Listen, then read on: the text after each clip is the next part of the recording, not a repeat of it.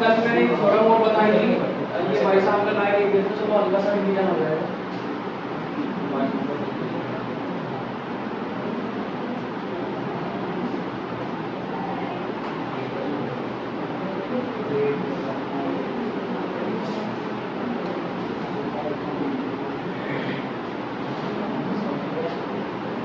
यहाँ पे बी और सी जो एंगल होता है, अगर एंगल बी का बाइसेक्टर है O B and O C, angle bisector है, तो जो एंगल बी और सी होता है वो क्या होता है, एंगल बी और सी क्या हो जाएगा 90 degree minus 1/2,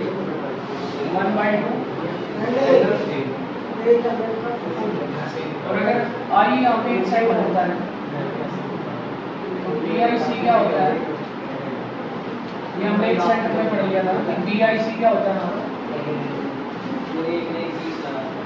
90 plus half angle A, और आई क्या है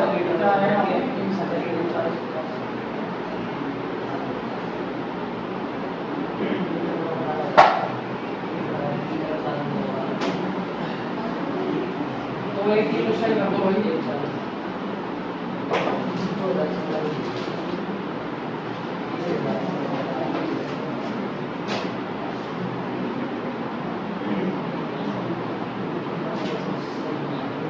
ये एंगल है 30 डिग्री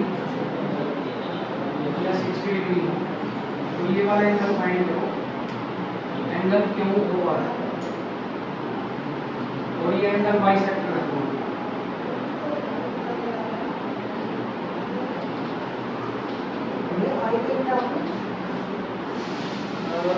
आई है इन सेंटर,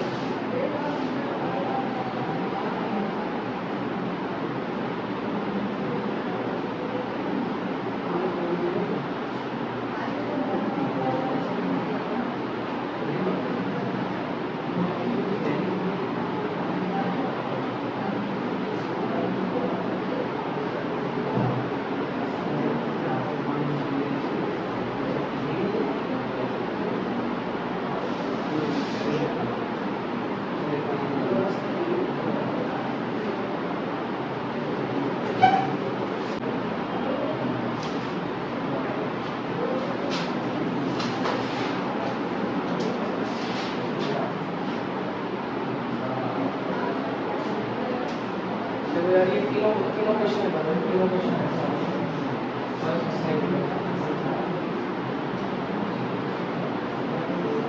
देखो फर्स्ट वाली फिल्म तो मैं समझा देता हूँ एक बार फिर से।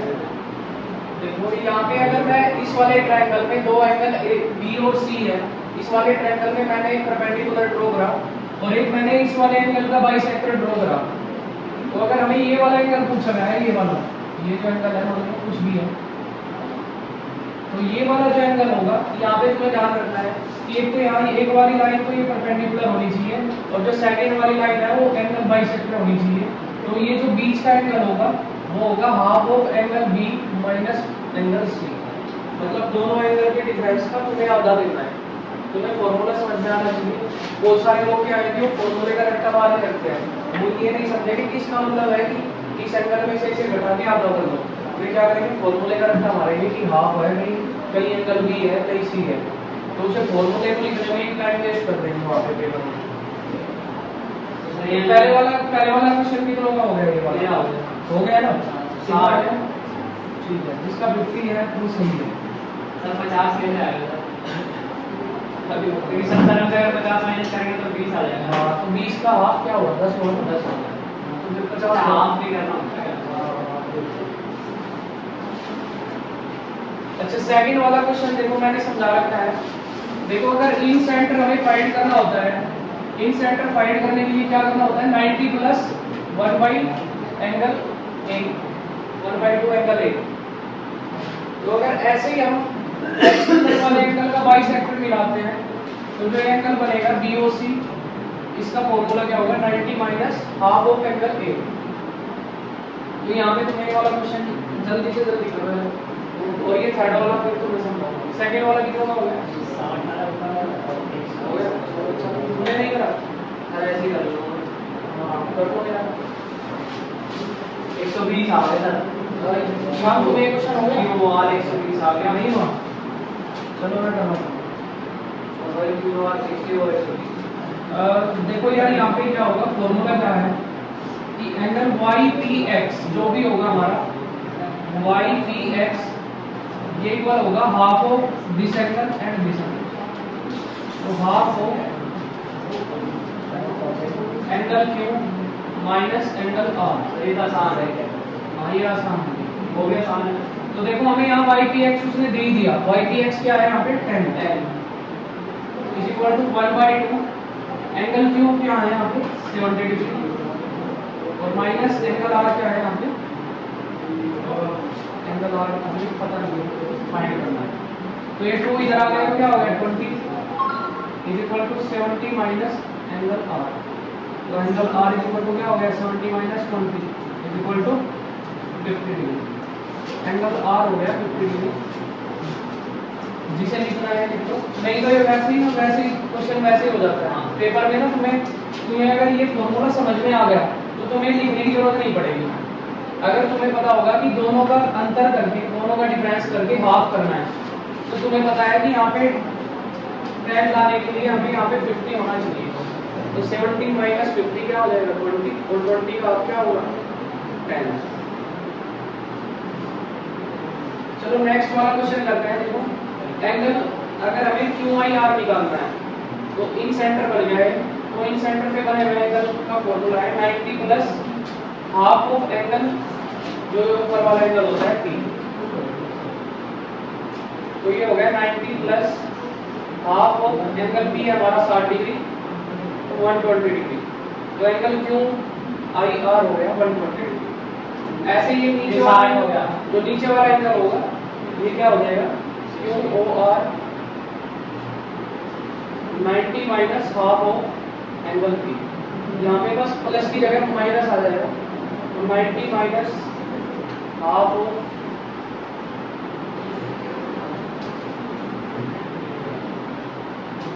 तो ये वाला एंगल हो गया हमारा 60 डिग्री और ये वाला एंगल हो गया हमारा 120 डिग्री। ये बिल्कुल आसान क्वेश्चन है, दो नंबर का आ जाता है। लेकिन अगर कॉन्सेप्ट नहीं पढ़ा है, थोड़ा भी याद नहीं है, क्वेश्चन भाई बहुत प्यार से सोच लोगे, तो बहुत प्यार से देखिए। देखो यार कई बार ऐसा क्वेश्चन आ जाता है ये क्या है एंगल? इसमें भी देखो हमने क्या करा है ट्रायंगल बनाया है। इस वाले क्वेश्चन को ना समझने के लिए इस वाली कॉलम को एक बार समझो। ये ट्रायंगल है।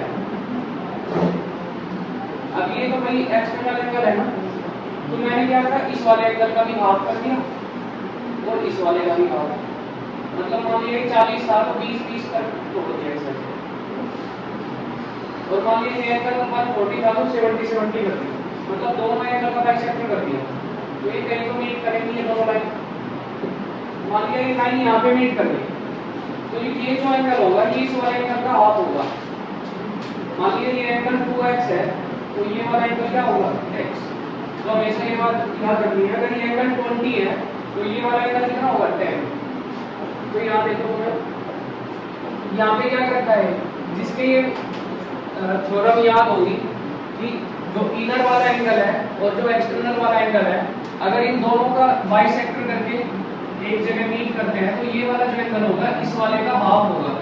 क्योंकि तुम ये देखो ये एंगल थोड़ा बड़ा लग रहा है और ये वाला थोड़ा सा छोटा लगेगा, क्योंकि जब ज़्यादा दूर तक लाइन जाएगी तो ये यहाँ तक क्या हो जाएगा थोड़ा छोटा। तो इस बात का ध्यान रखना कि ये वाला इसका डबल होगा। ये वाला अगर ये 20 है तो ये क्या हो जाएगा 40, तो ये इसका हाफ ही हुआ ना बिल्कुल। तो ये जो y वाला है ये इस वाले का क्या होगा आधा। तो ये ध्यान रखना, कई बार क्या करते हैं उल्टा कर देते हैं, इसी को इसका डबल इसे लिखते हैं, इसका डबल इसे लिख देते हैं, है ना। तो ये वाली बात ध्यान रखना। तो यहाँ पे तुम वैसे क्वेश्चन को देख के बता दोगे कि भाई ये वाला जो एंगल है ये p का क्या होना चाहिए हाफ। तो ये वाला एंगल कितना होना चाहिए यहाँ 10 मत लिख देना बस। ये बात ध्यान रखना कि ये वाला बड़ा होगा और ये वाला छोटा होगा। तो फॉर्मूले से लिख के कर देते हैं। ये तो एंगल QPR जो यहाँ पे है ये हमें फाइंड करना है। तो हमें पता है कि जो एंगल T होगा वो क्या होगा T का अगर यहाँ 10 दे रखा होगा तो कहाँ पे ये अगर 10 होगा तो ये क्या हो जाएगा 20, क्योंकि ये वाला डबल होगा उसका। ये वाले का सर अगर इधर 10 दे रखा होगा तो ये 5 हो जाएगा अभी, क्योंकि ये वाला डबल होना चाहिए। मान दे अगर 2.5। हाँ, अब देखो एंगल P क्या होगा, इस वाले का आधा होगा, तो हमें यहाँ एंगल P फाइंड करना है। T की वैल्यू क्या है 20, और एंगल P फाइंड करना है, तो एंगल P क्या हो जाएगा,